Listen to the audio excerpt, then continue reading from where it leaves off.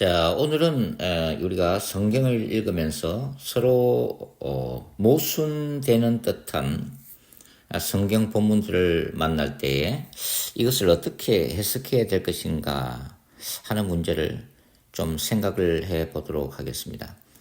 우리가 이제 사복음서, 특별히 사복음서를 보면은 한 가지 기사에 대해서 다양한 해석들을 하고 있음을 우리가 볼 수가 있습니다.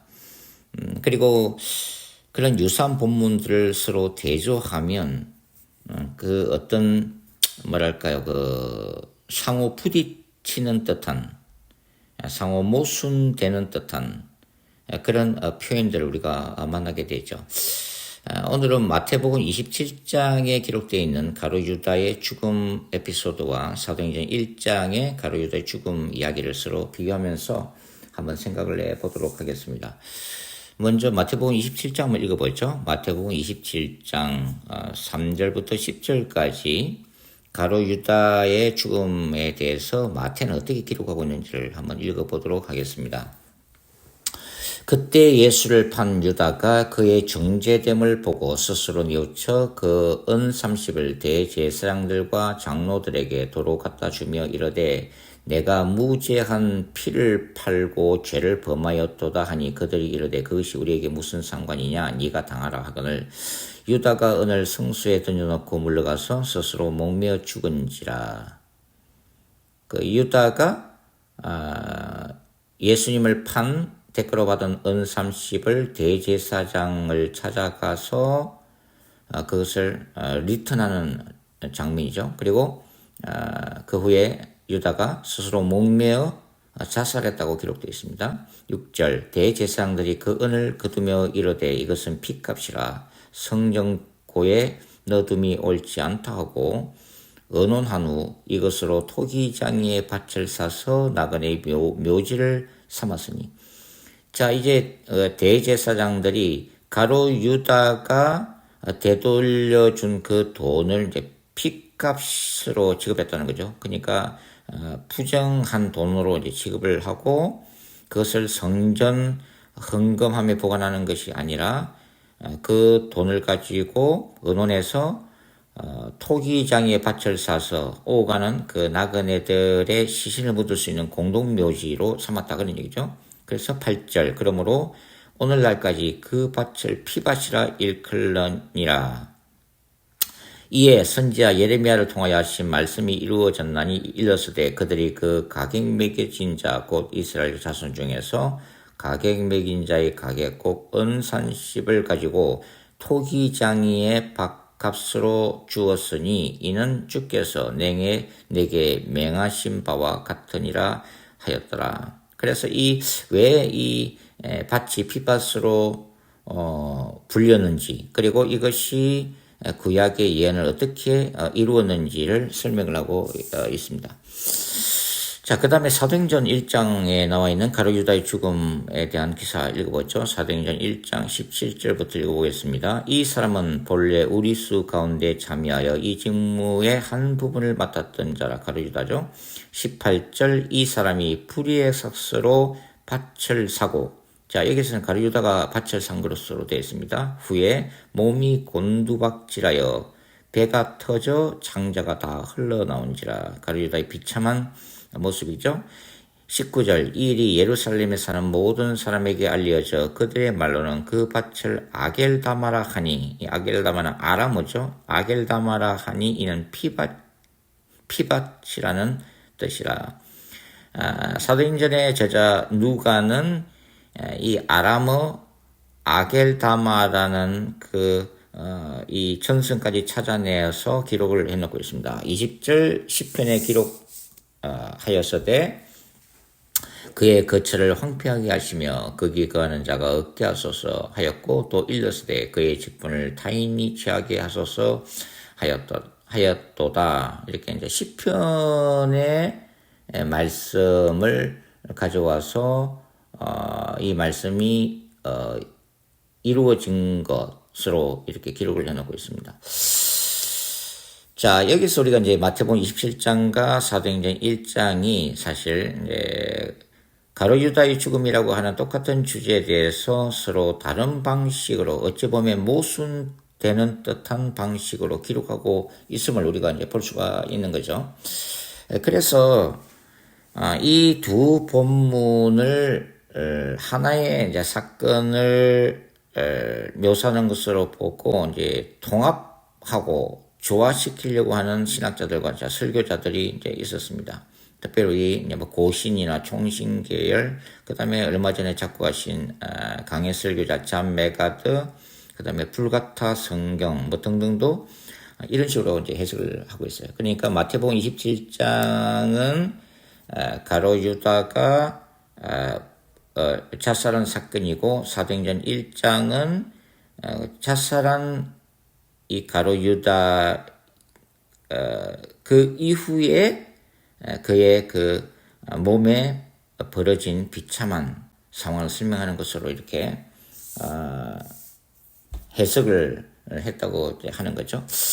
자, 이런 해석의 이제 관점에서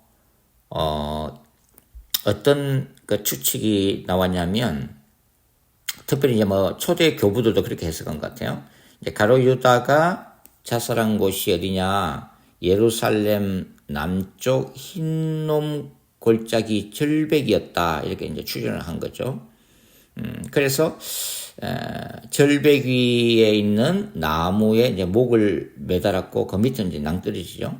목을 매달았는데 시간이 지나면서 뭐 목에 걸린 줄이 뭐 느슨해지든지 뭐 어떤 이유로 인해 가지고 그 나뭇가지와 함께 부러지면서 가룟 유다의 그 몸이 절벽 밑으로 곤두박질 쳐졌고, 그래서 결과적으로 머리부터 추락을 했고, 그 다음에 땅에 떨어지면서 그 부근에 어떤 뭐 바위라든지 이런 것에 의해서 이 배가 갈라지고 창자가 밖으로 나온 것을 설명한 것으로 이렇게 해석을 했습니다. 그래서 그 앞에 부분은 즉 마태복음 27장은 이제 가룟 유다가 자살하게 된 경유를 설명을 했다고 보고, 사도행전 1장은 이제 땅에 떨어진 가룟 유다의 그 몸의 상태를 설명한 것을 이렇게 이제 해석을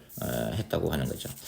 근데 사실은 뭐 이렇게 보면은 굉장히 그냥 무난한 것 같은데, 아까 제가 서두에도 잠깐 말씀을 드렸습니다만은 객관적이고 엄밀하게 두 본문을 보게 되면은 굉장히 차이점들이 많이 이렇게 등장이 되어지고 있다는 것을 우리가 충분히 이제 인식을 할 수가 있는 거죠.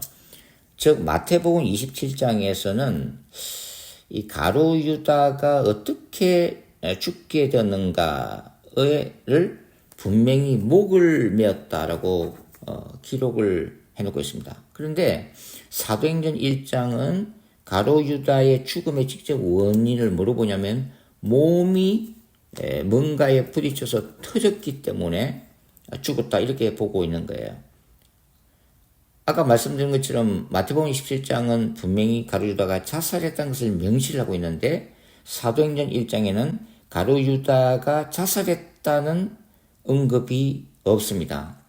어찌 보면 사도행전 1장은 마태복음 27장을 안 읽고 그냥 사도행전 1장만 읽으면은 무슨 가룟 유다가 밭을 산 다음에 원인을 알 수 없는 어떤 죽음, 그 일종의 사고사로 이렇게 몸이 터져서 창자가 배 밖으로 나오는 이 비참한 죽음을 죽었다 이렇게 이제 볼 수밖에 없는 그라 이 말이죠. 그러니까 이렇게 보면은 마태복음 27장과 사도행전 1장의 기록은 동일한 사건의 어떤 다른 시점, 시간차에 따른 어떤 그런 상황을 보여주는 게 아니라 서로 다른 전승에 따른 서로 이 가룟 유다의 죽음에 대한 전승이 따로 있다고 우리가 생각할 수도 있다고 하는 거죠. 마태복음 27장엔 아까도 말씀드린 것처럼 이 땅을 산 주체가 누구예요? 대제사장들이죠. 대제사장들이 땅을 산 주체로 나오고 있습니다. 그러나 사도행전은 가룟 유다가 그 땅을 산 것으로 되어 있다고 하는 거죠. 그러니까 이것을 그냥 하나의 사건을 이렇게 두 사건을 묶어가지고 해석을 해내는 이 방식이 과연 객관적인 의미에서 올바른가 하는 것입니다. 자, 사도행전 1장을 조금 더 이제 설명을 한번 해보도록 하죠. 자, 사도행전 1장을 우리가 읽어보면, 먼저, 사도행전 1장 18절과 19절이 한글 성경에서는 괄호로 묶여 있습니다. 예, 괄호로 묶여 있고, 헬라 본문에는 괄호가 표시가 안 되어 있지만은, 자, 이것은 뭐냐면, 지금 사도행전 1장이 베드로가 지금 설교하는 장면이죠. 그래서 이 개역 성경에서 가로로 묶인 것은 뭐냐면 베드로가 직접 발언한 내용이 아니라 사도행전을 기록한 누가가 설명을 하는 해설을 해주는 구절로서 18절과 19절이 삽입되어 있다. 문맥상으로 봐도 이제 그렇죠. 그러니까 18절과 19절을 빼서 읽으면은 자연스럽게 베드로의 설교가 이어지는 것을 우리가 볼 수가 있습니다. 어떤 그런 이제 방식으로 이제 기록이 되어 있다는 것을 우리가 볼 수가 있고, 그 다음에 이 사도행전 누가복음과 사도행전의 제자 누가가 의사죠. 의사이기 때문에 지금 가룟 유다의 이 죽음에 대해서 굉장히 의학적인 관점에서 기록하고 있다는 것이 전문가들의 견해입니다. 그러니까 이게 보면은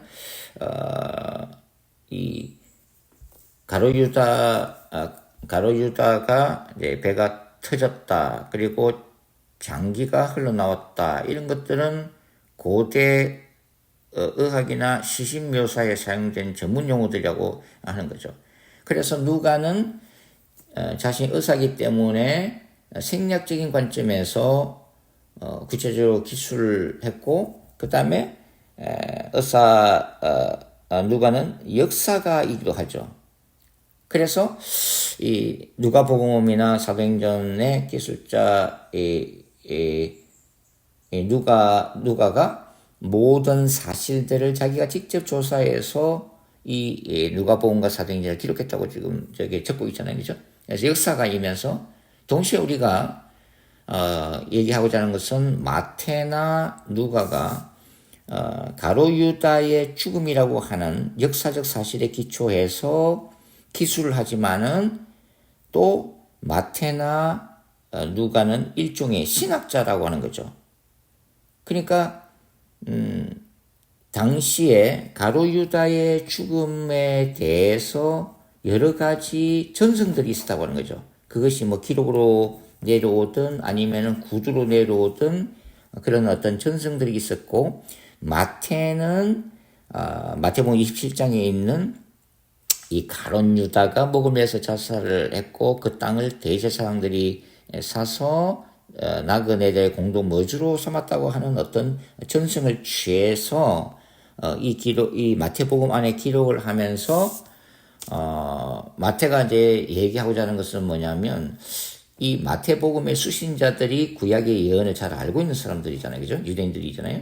그런 사람들한테 이 가룟 유다의 죽음이 바로 스가랴 11장 12절부터 13절에 나오는 은30을 강조하는 이 본문과, 그 다음에 예레미야 18장과 19장, 토기장 얘기도 나오고, 더 중요한 것은 예레미야 19장 4절에 보면은 무제한 피라고 하는 단어가 표현이 나오죠. 그래서 이 스가랴 11장과 예레미야 19장 4절의 말씀이 바로 가룟 유다의 죽음을 통해서 성취되었다는 것을 강조하는 목적에서 이 사건을, 가룟 유다의 죽음 사건을 기록하고 있다고 하는 거죠. 그런데 이제 이 사도행전 1장에서는 어떤 문맥이냐면은 이 사도행전 1장이 무죄한 자의 핏값을 주고 산 불의의 삭스로 강조를 하고 있잖아요. 누가복음에서는 사도행전 1장에서. 그러니까 이 가룟 유다가 이 불의한 그 삭을 줬고 거기에 대해서 하나님이 어떠한 심판을 가룟 유다에게 하셨는가를 가룟 유다가 이렇게 죽고 난 다음에 배가 터져서 내장이 다 흘러나오는 비참한 최후를 강조하면서 그래서 이렇게 죽은 가룟 유다의 빈자리를 12사도의 빈자리를 이제는 투표를 해서 마띠아로 채워야 된다고 하는 그 초대교회의 공동체적 상황 속에서 사도행전 1장이 기록되었다고 하는 거죠. 자, 그래서 우리가 여기서 이제 조금 두 가지를 다시 정리하면 가룟 유다의 그 죽음에 대한 전성들이 몇 가지가 전해지고 있었다고 하는 거고, 그 다음에 마태와 누가는 그런 전성들 중에서 어떤 자료를 자기가 선택을 해서 그 다음에 신학자의 시각에서 이 마태는 이 마태복음을 읽게 되는 마태의 공동체에게, 그리고 누가는 데오빌로에게 전해주고자 하는 어떤 신학적인 목적을 가지고 기록을 했다고 하는 거죠. 그래서 오늘날 우리가 이렇게 서로 다르게 어찌 보면 서로 모순되는 듯한 그 에피소드를 읽게 되었다고 하는 것입니다.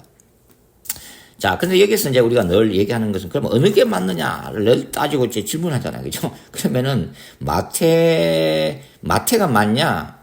아니면은 사도행전을 기록한 누가가 맞냐? 가룟 유다의 죽음에 대한 진실이 어느 거냐? 왜냐면 두 개가 이제 서로 상충되기 때문에 그런 거죠. 여기에 대해서 이제 우리가 이제 물고 늘어지지만 사실은 복음서의 기록들이 어느 게 더 사실이냐를 얘기하고자 하는 게 아니라 신학자로서의 마태가 이 본문을 통해서 뭘 얘기하고자 하느냐. 그래서 그것이 구약의 예언이 이렇게 가룟 유다의 죽음을 통해서 이루어졌다라고 하는 것이 더 중요하다고 하는 거죠. 사도행전 1장에서는 가룟 유다가 죽고 난 이후의 자리를 마띠아가 채우는데 그 마띠아가 채워지게 된 이유를 뭡니까? 가룟 유다가 불의한 자로서 무지한 예수님의 피를 흘린 그 대가로서 이런 비참한 죽음을 죽게 되었다는 것을 강조하고자 하는 그 메시지를 초대교회에 전하고자 하는 그런 맥락에서 이렇게 기록되었다고 하는 거죠. 그러니까 여기서 중요한 것은 뭐냐면 가룟 유다가 어떤 식으로 죽었나가 아니라 마태복음이 어떤 메시지를 오늘 우리에게 전해주고 있는 건가, 사도행전이 어떤 메시지를 강조하고 있는가가 더 중요하다고 하는 거죠. 그러니까 우리가 이게 서로 모순되는 듯한 복음서를 우리가 설교할 때에 마태복음 27장을 설교할 때는 마태의 신학적인 의도를 따라서, 그리고 사도행전 1장을 설교할 때는 사도행전 1장을 기록한 그 누가의 신학적인 의도에 따라서 해석하고 설교를 해야 된다고 하는 거죠. 자, 그렇다 이러면은 우리가 이 성경이 오류가 없는 하나님의 말씀이고 이 성경의 저자가 성령이라고 하는, 그리고 성경 기자들이 사도 바울이 기록했던 대로 성령의 영감을 받아서 기록했다고 하는 이 부분을 어떻게 우리가 이해해야 되는가도 다시 한번 재정리할 필요가 있다고 하는 것입니다. 엄격한 의미에서 사복음서를 문자적으로 오류가 있다고 봐야 되는 거죠. 그리고 어떤 똑같은 사건을 기록하면서도 서로 다른 문맥 속에 집어넣어서 기록하고 있다는 것을 우리가 얼마든지 찾아볼 수가 있다고 하는 것입니다. 결국은 성령께서 마태복음이나 사도행전이나 이 성경 저자들의 신학적인 의도를 성령께서 존중하셨고, 오늘날 우리가 읽으면은 서로 상호 모순되는 듯한 그런 기록들을 성령께서 허락하셨다고 하는 거죠. 아까 얘기한 것처럼 이런 문자적인 어떤 모순이나 오류의 포커스가 있는 것이 아니라 성령께서는 마태가 신학적으로 전하고자 했던 그 과정 가운데 마태에게 역사하셨고, 누가 이 사도행전을 기록한 누가가 데오빌로에게 자기 나름대로 이 전승 기록을 선택해서 기록하면서 이 데오빌로에게 전해주고자 했던 그 신학적인 메시지를 성령께서 존중하시고 인정하셨다 하는 의미에서 하나님의 말씀이다 하는 거죠. 사실 우리가 이 상호 모순되는 것을 없애고자 했다면 단 한 권의 책만 있으면 되는 거죠. 사복음서가 다 있을 필요가 없다고 하는 거죠. 그러나 이렇게 서로 면밀하게 대조해 보면 모순되는 듯한 이런 사복음서를 하나님이 우리에게 허락하셨다고 하는 것은 다양하게 성경을 읽어야 되고, 그런 다양한 관점들을 성령께서 하나님의 말씀으로 인정을 해 주셨다고 하는 거죠. 마태복음 27장과 사도행전 1장에서만 한정돼서 얘기하면 이 가룟 유다의 죽음의 구체적인 상황은 조금 다를지라도 가룟 유다가 예수님을 팔고 죽었다고 하는 그 역사적 사실은 변함이 없다고 하는 것입니다. 그리고 그것보다 더 중요한 것은 뭐라고 그랬어요? 이런 가룟 유다의 죽음 사건을 통해서 각 성경 기자가 어떤 메시지를 자신의 그 편지를 받는 공동체에 전하고자 했는가, 성경 기자의 그 원래의 의도, 신학적인 메시지가